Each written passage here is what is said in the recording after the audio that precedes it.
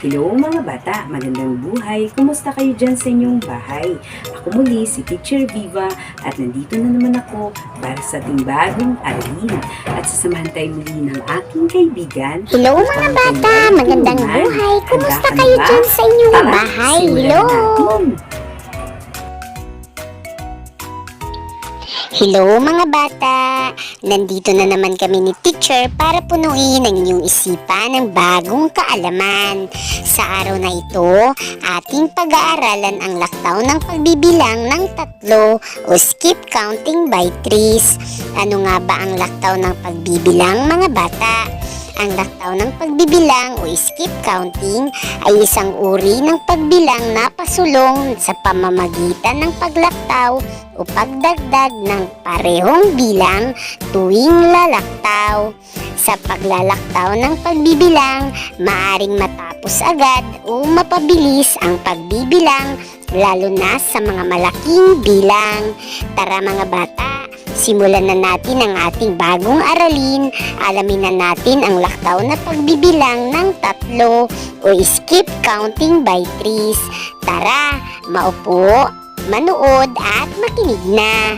Tara, simulan na natin. Laktaw na pagbibilang ng tatlo o skip counting by threes.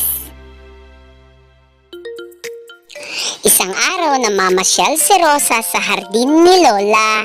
Nakita niya ang mga tanim ni Lola na mga iba't ibang kulay na mga bulaklak. Napahanga siya sa ganda nito. Napatanong siya sa kanyang sarili kung ilang lahat ang mga bulaklak ni Lola. Ang bawat paso ay may tig-tatlong mga bulaklak.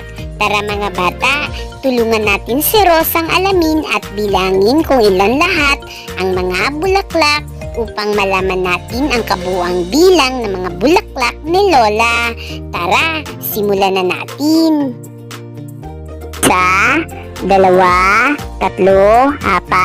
1, 2, 3, 4, 5, 6, 7, 8, 9, 10, 11, 12, 13,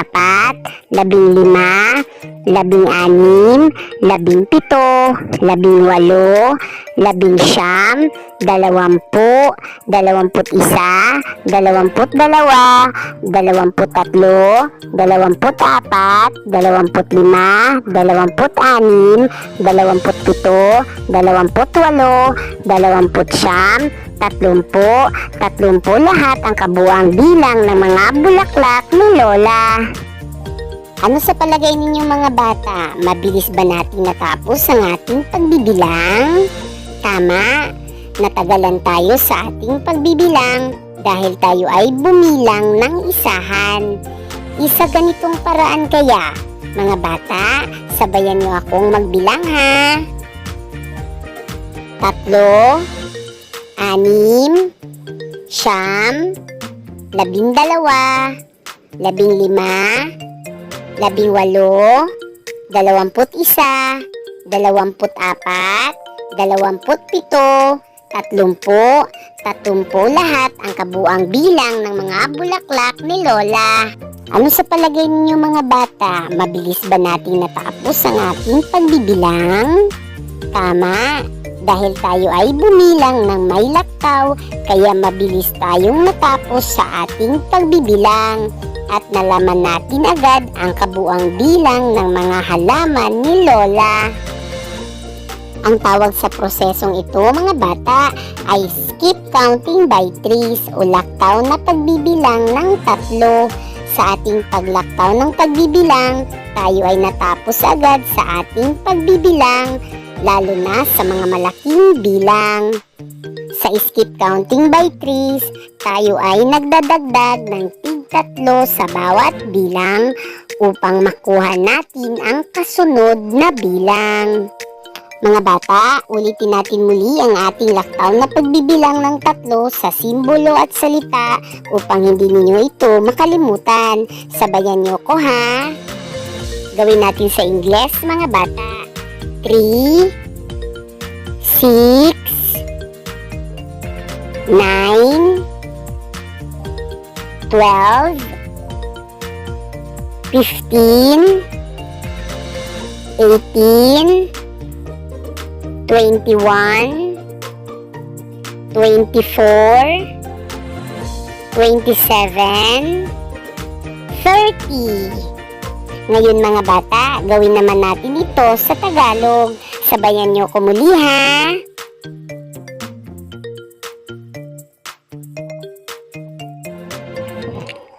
3, 6, 9, 12, 15, 18, 21, 22, 24, 27, 30. Ngayon mga bata, ulitin naman natin ang ating pagbibilang ng skip counting by threes mula 3 hanggang 99. Sabayan niyo ko ha.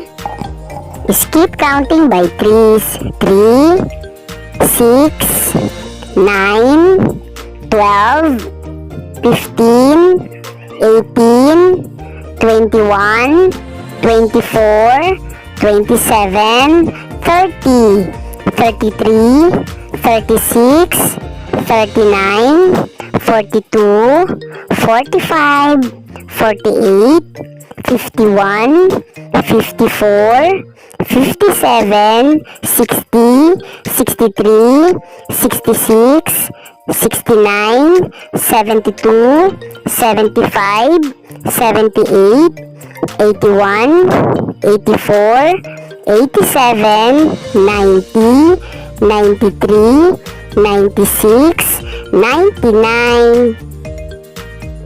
Alam niyo ba mga bata na pwede nating gawin ang skip counting by threes sa number line?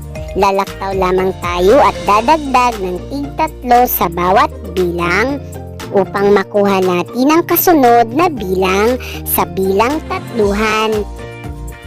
Sundan lamang ako mga bata ha.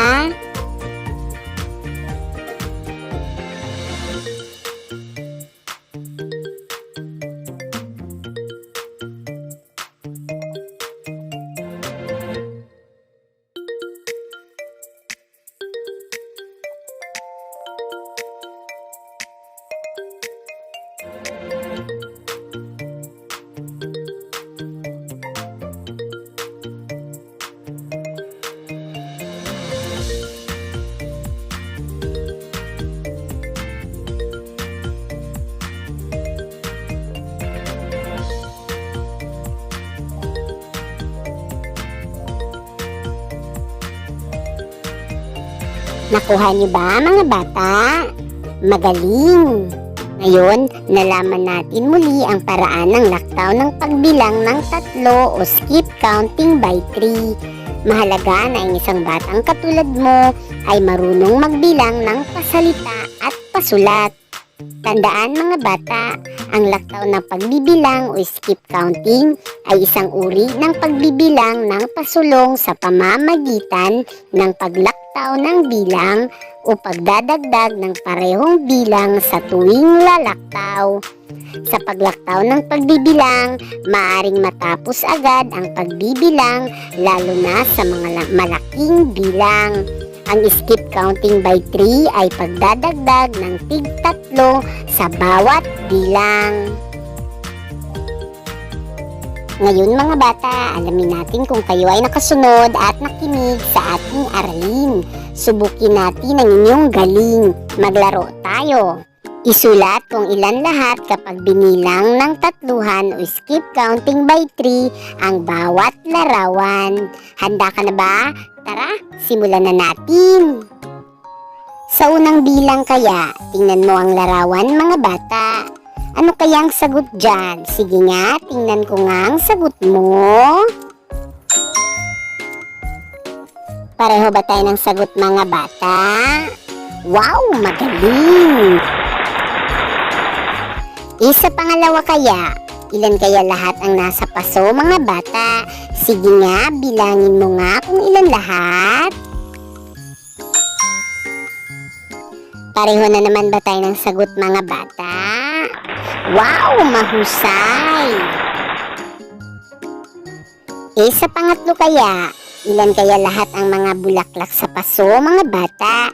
Sige nga, bilangin mo nga. Pareho na naman ba tayo ng sagot mga bata? Wow, mahusay!